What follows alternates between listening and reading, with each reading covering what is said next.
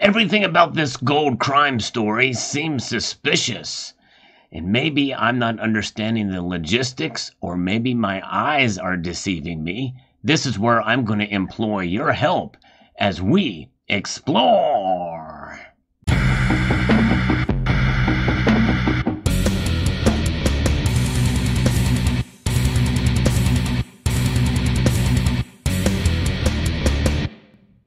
Greetings, members, one and all of the Salivation Nation. For those of you who aren't aware, this is what I do. I report on stories about precious metal crimes. I have a whole playlist from stories that I find and others in the community send me. And so I hope you will check that playlist out. But this is just a new story that has just broken about nearly $68,000 in gold found hidden in a clothing shipment. So some of this seems a little bit odd and strange, but it is codified by the U.S. government. In other words, we're going to look at the actual customs press release on this as well, too. But custom officers discovered gold bars and nuggets worth nearly $68,000 hidden inside of a shipment of clothing, officials said Wednesday on this report from CBS News. The Customs and Border Protection officers found the concealed gold during a routine X-ray exam of cargo in the port of Cincinnati on Thursday.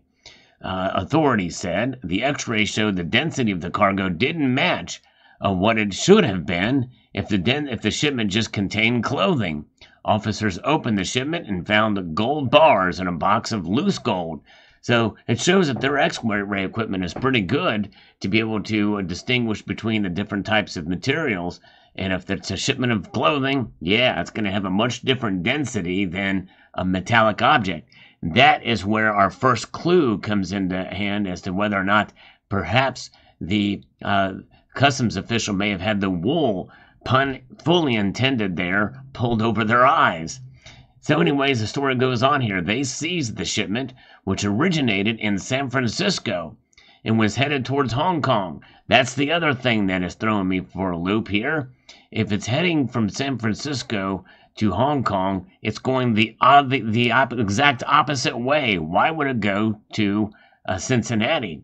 That baffles me. Why don't they have a customs facility in San Francisco to check this? Why does it have to go to Hong Kong? That just seems strange to me. Maybe somebody can explain it, because I have no idea why that is.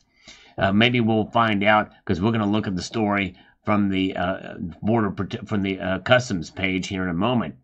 So they seized the shipment, and an analysis by an agency lab found the gold was approximately 98% pure.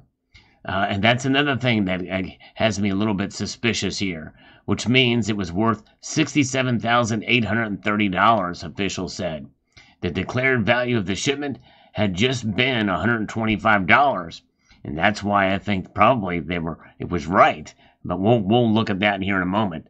Exporters must tell federal authorities when a shipment's value is more than $2,500 through a system designed to assure compliance with export laws. Those who skip out on filing or file inaccurate information can face civil or criminal penalties, though officials have not yet said what penalty the owner of the shipment faces. Officers at the Ohio port process millions of shipments each year, Port Director Richard Gillespie said. And again, I guess they don't have a facility like this in San Francisco, is my guess. I'm not sure. But here is from the U.S. Customs and Border Protection website from the United States government. It says on March 9th, U.S. Customs and Border Protection officers stationed at the port of Cincinnati seized an outbound shipment declared as containing clothing after they discovered it also contained loose gold and gold bars worth more than the declared value of $125. Officers selected the shipment for an X-ray exam while conducting a routine inspections on cargo exported from the United States to international destinations. After noting the density anomalies during the X-ray screening, and for those of you who don't know, gold is very dense. That's going to get me to my other portion of this video that leaves this very suspicious in my view.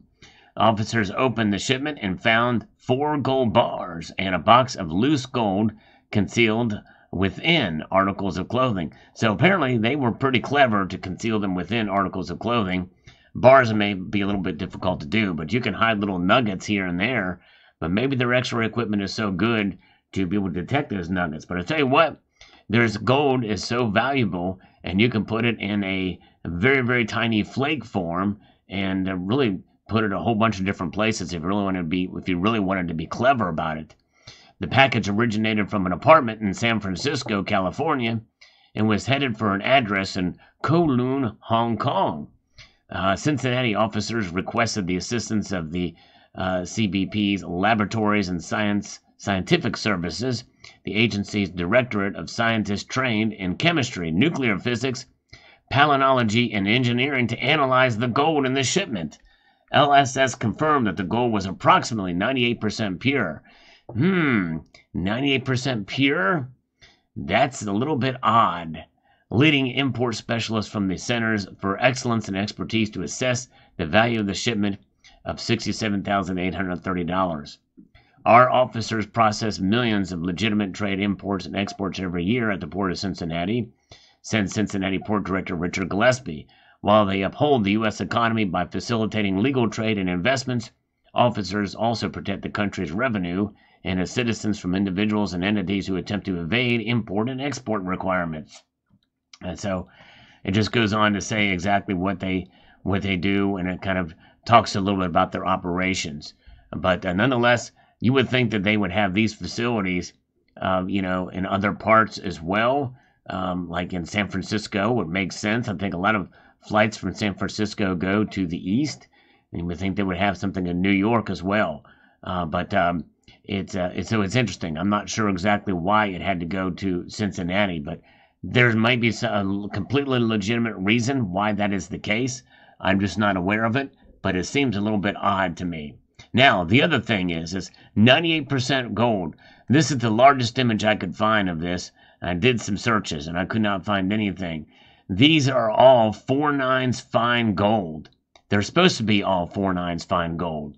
So why would their machines, if they employed this specialized, laboratories and scientific services to do their analysis of the gold in the shipment and finding it 98% pure, that is very strange.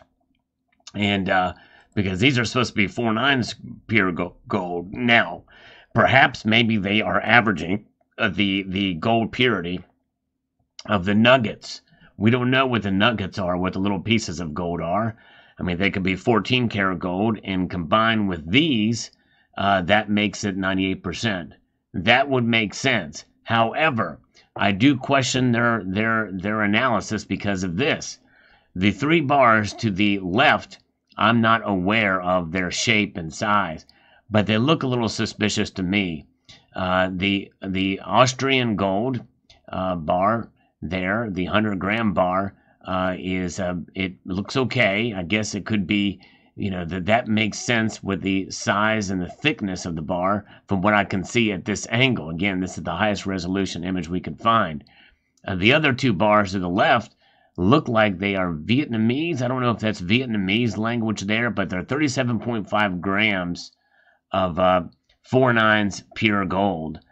So I'm not really aware of what the manufacturer is there, but look, they have the same serial number, the exact same serial number, 120567, and they're marked 24K and marked 999, which seems a little bit odd. There's really no need for that redundancy.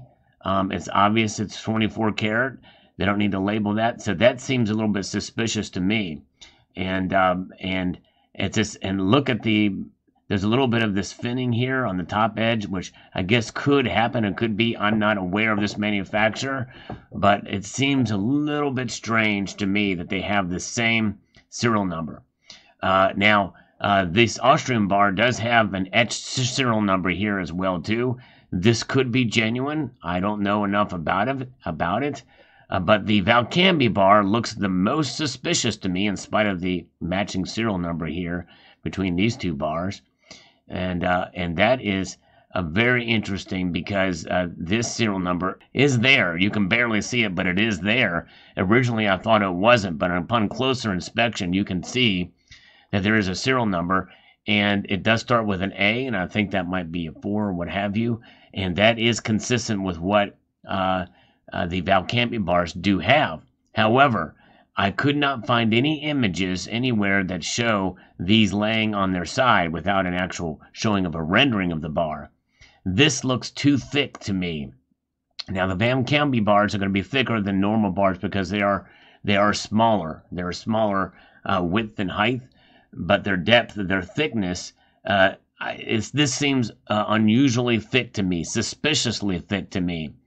That perhaps maybe these could be tungsten-filled bars, perhaps, and it fooled their machine. Or maybe they don't have sophisticated enough equipment to test these. But if that's the case, then we very well may have a very strange story of fake gold being smuggled out of the United States into a Chinese protectorate. Can you imagine that? What are the odds of that happening? Usually all the fake gold comes from China into the U.S. This time it's the other way around. I do question the authenticity of these gold pieces. Let me know what your thoughts are in the comment section below. And what are your thoughts on this story in general? Quite interesting indeed.